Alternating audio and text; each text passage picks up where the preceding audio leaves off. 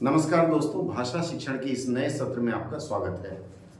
आज की चर्चा में मैं आपको एक विशिष्ट चीज बताने जा रहा हूं। देखिए, स्टाफ सिलेक्शन कमीशन का नोटिफिकेशन आने वाला है जूनियर हिंदी ट्रांसलेटर परीक्षा का।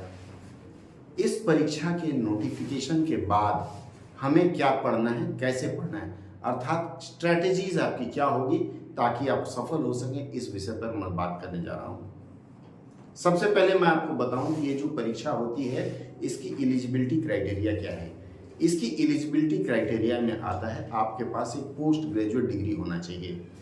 वह पोस्ट ग्रेजुएट डिग्री किसी भी विधा में हो सकती है। एमडी डॉक्टर हैं अगर तब भी आ सकते हैं, एमटेक है इंजीनियर है तब भी आ सकते हैं, और एमए एमएससी एमकॉम है तब भी आप लोग आ सकते हैं। एक शर्त है कि अगर पोस्ट ग्रेजुएशन में आपने मान लीजिए एमए हिंदी और एमए इंग्लिश के अलावा कोई और विषय पढ़ा है तो आपके पास उसका मीडियम अंग्रेजी होना चाहिए या मीडियम हिंदी होना चाहिए। यदि आपके पढ़ाई का माध्यम अंग्रेजी है, जैसे एमटेक आपने किया है, एमकॉम किया है, एमएससी किया है, अंग्रेजी है, तो आपका ग्रेजुएशन में आपने हिंदी एक विषय के रूप में पढ़ा हो। नहीं पढ़ा है कोई बात नहीं, आपके पास मीडियम जो है, जो भी विषय आपने पढ़ा है उसका मीडियम हिंदी होना चाहिए।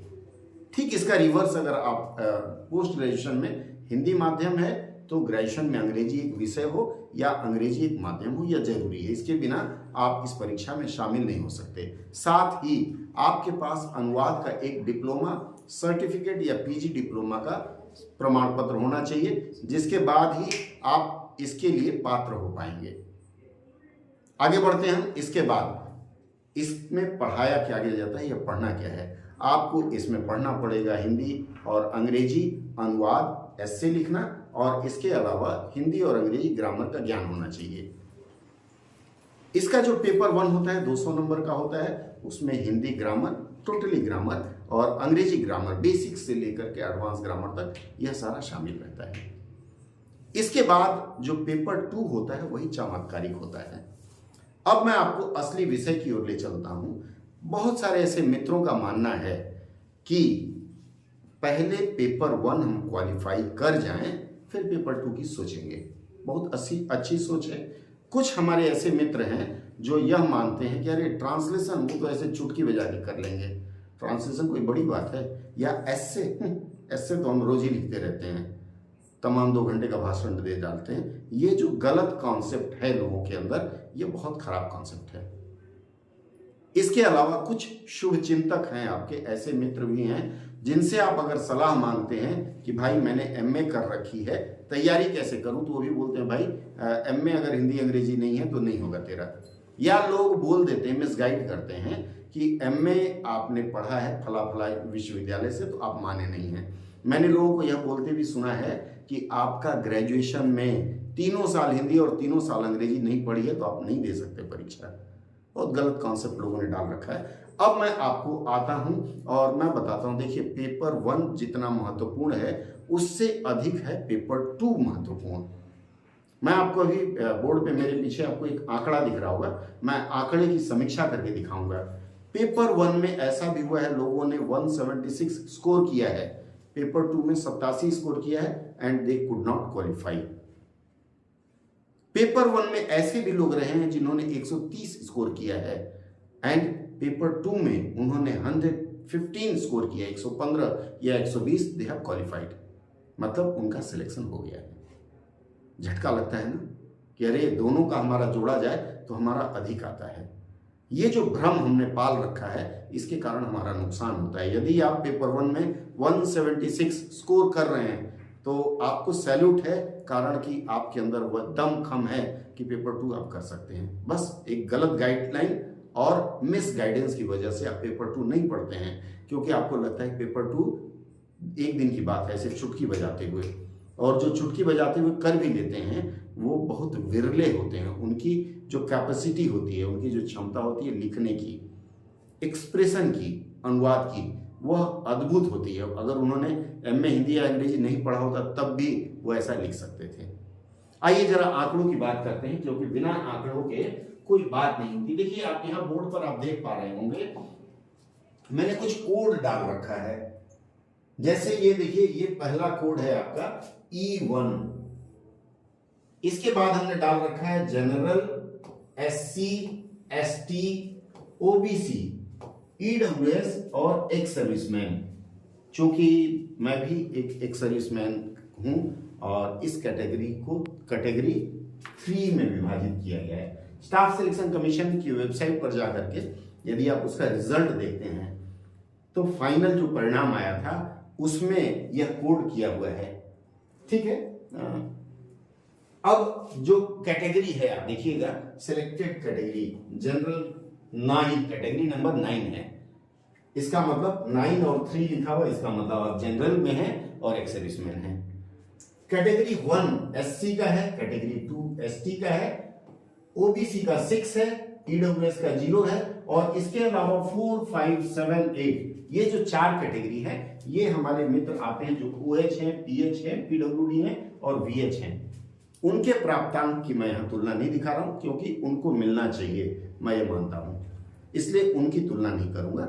मैं तुलना करूंगा अपनी और आप सबकी, मतलब हम सब जनरल, OBC, SC, ST और EWS 5 कैटेगरी हो गए, 5 हुए ना जी।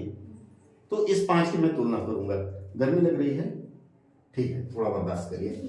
देखिए E1 जो है ये विभाग है, आपको SSC की वेबसाइट पर लिए चलूंगा, वहां आपको E1, E2, B1, B3 ये सारे विभाग हैं भारत सरकार के, जिस विभाग में लोगों को आवंटित किया गया, जॉब आवंटित किया गया। सबसे पहले मैं आपको बताता हूं E1 कैटेगरी का, ये P2 है। P2 का मतलब होता है पेपर 2। पेपर 2 में जनरल कैटेगरी का जो बच्चा 118 नंबर पाया है, पेपर 2 अगेन रिपीट, पेपर 2 में जो 118 पाया है वही क्वालिफाई किया है। साथ में उसके पेपर 1 में हिंदी में 85.25 स्कोर मिनिमम, उससे अधिक होगा जिसका, या तो 85.25 या 85.26 वही क्वालिफाई किया होगा। इसका मतलब है आप इस कैटेगरी में हैं। E1 विभाग आपको चाहिए तो E1 विभाग के लिए आपको पिछले साल का था, इस साल हो सकता है बढ़ जाए क्योंकि बढ़ता घटता रहता है पैमाना। इसका मतलब स्टाफ सिलेक्शन कमीशन ने यह क्राइटेरिया रखा है कि आप पेपर 1 में अंग्रेजी में 100% ले आएंगे, 100 में 100 ले आए, और अगर आपकी हिंदी में कम है 70, 80, 85 है तो आप क्वालिफाई नहीं कर पाएंगे। E1 जो विभाग मिला था उसमें SC कैटेगरी का कट ऑफ देखिए कितना गया है, 110, ज्यादा अंतर नहीं है SC और जनरल कैटेगरी में, सिर्फ 8 नंबर का अंतर है। OBC कैंडिडेट जो है उनका 100 गया है और ST कैटेगरी का 102 गया। देखिए यहाँ OBC का कम हो गया है, और जो EWS में है उनका 118 गया, मतलब EWS और जनरल का समान गया है। पेपर 1 का स्कोर देखिए, जो ST कैटेगरी में है उनका इनसे भी ज्यादा गया, मतलब ST कैटेगरी के लोगों ने अच्छा प्रदर्शन किया है, 92.75 गया है। इसका मतलब है 92 से कम अगर पेपर 1 में हिंदी में स्कोर हुआ है आपका तो भी आप नहीं हिल पाएंगे। इसका मतलब है खाली अंग्रेजी पढ़ के काम ना चल रहे, खाली अंग्रेजी पढ़ेंगे तो ये गोलमाल हो जाए। आपकी कैटेगरी अगर SC ST है तो ज़्यादा ध्यान रखना है क्योंकि स्कोर बहुत हाई जा रहा है, SC ST में बहुत अच्छे बच्चे हैं। ठीक है, इसके बाद मैं E2 कैटेगरी में आता हूं। E2 में ये जो जनरल का 118 था वो 115 आ गया, 3 नंबर घटे हैं। वही E3 में 118, मतलब वो समान रहा है। A1 में 111 आया है और B1 में 118 आया, मतलब कुल मिला के ऑन एन एवरेज आप देखेंगे तो 118 नंबर जनरल कैंडिडेट जो पाया है पेपर 2 में वही क्वालिफाई किया होगा। साथ ही साथ उसका पेपर 1 में 88.75, मान के चलिए ये 90 है, तो 91 या 92 नंबर से अगर कम है पेपर 1 में हिंदी में, मैं हिंदी की बात कर रहा हूं, तो आप सेलेक्ट नहीं हो पाएंगे। अफसोस रहेगा मुझे इस बात का कि आप बहुत बड़े धुरंधर हैं लेकिन यहां मार्क खा गए। मतलब अगर मान लीजिए अंग्रेजी में आपने 91 नंबर स्कोर किया, 90 और यहां 70 पाया, तो आपका काम नहीं चल पाएगा। इसलिए मैंने देखा है बहुत सारे बच्चे ऐसे हैं, मेरे पास भी आते हैं, बच्चे अंग्रेजी के अलावा हिंदी पढ़ना नहीं चाहते, बोलते अरे ये तो तुच्छ भाषा है। लेकिन यहां जीत आपको कौन दिलाएगी? आपकी अपनी मातृभाषा हिंदी, इसलिए आपको इस पर भी तवज्जो देना है, इसको ध्यान देना है। आगे बढ़ते हैं हम लोग। आप सबका स्कोर देख लीजिए, 110 यहां SC का, 114 बढ़ गया, 103 103 मतलब मान के चलिए कि एवरेज 114 से अधिक जिस एससी कैंडिडेट का पेपर 2 में आया है वही इसमें क्वालिफाई करेगा, अन्यथा घर बैठे रहिए। इसके बाद एसटी कैटेगरी में 102 है, यहां देखिए 119 आ गया, बढ़ गया स्कोर, 117 आ गया। मान के चलिए कि 119 कट ऑफ पॉइंट है, मेल्टिंग पॉइंट आपका।